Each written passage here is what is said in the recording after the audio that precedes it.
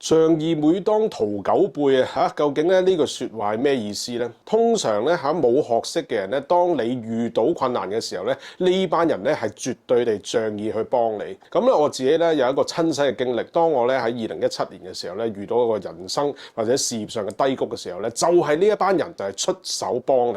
喺我哋身邊嘅圈子咧，唔好成日圍住一班讀書人啊，因為咧仗義每當屠狗輩，下一句係咩？負心多是讀書人啊！通常咧就飽讀詩書嘅人咧就害得你深啊！好啦，究竟點解讀書人又會係負心人？好啦，因為讀得多書咧，好明顯咧就好多係計算啊，好容易咧就 overthinking 啊，好多嘢都係究竟我幫咗你之後，我對我自己有啲咩嘅壞處咧嚇？好多呢啲計算，所以佢最後選擇咧就係唔幫好過幫。咁我自己都係一樣啦嚇，即係咧當時啦嚇，即係我自己面對嘅困局咧就係呢一班嘅讀書人啦嚇，就係去搞我、遷我啊！即係我哋要記住呢一點。2017年咧有個心理學嘅報告指出啦嚇，講粗口嘅人咧係特別真誠嘅嚇，但係咧我發現咧香港咧特別多咧嚇粗口敏感嘅人啊嚇，一聽到粗口咧就好似想嘔咁樣啊！因為呢一班人咧佢唔會同你轉彎抹角啊，佢諗到嗰句就講嗰句。當你遇到困難嘅時候，就係仗義每當屠狗輩，就係呢一班人先至真真正正、真心真意咁樣去幫你。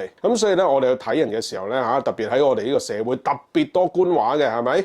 講到天花龍鳳嘅即係去包裝嘅好似係冇事咁樣嘅自己腦補一下啦嚇。咁啊呢啲咁樣特別講官話嘅人咧係特別虛偽嘅，係咪？我哋都好清楚呢一點。咁啊，所以之前咧有幾個咧即係特登私信我嘅一班朋友仔咧，哇好多粗口嘅，但係唔緊要，佢哋係就係真誠啊！面對社會嘅不公咧，佢會肯發聲。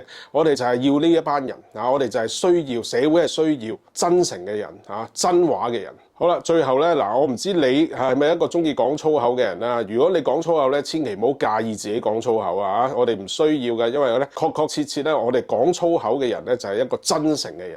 好啦，咁你又係咩人咧？介唔介意話俾我聽咧？好，我係商道嘅 James，加油！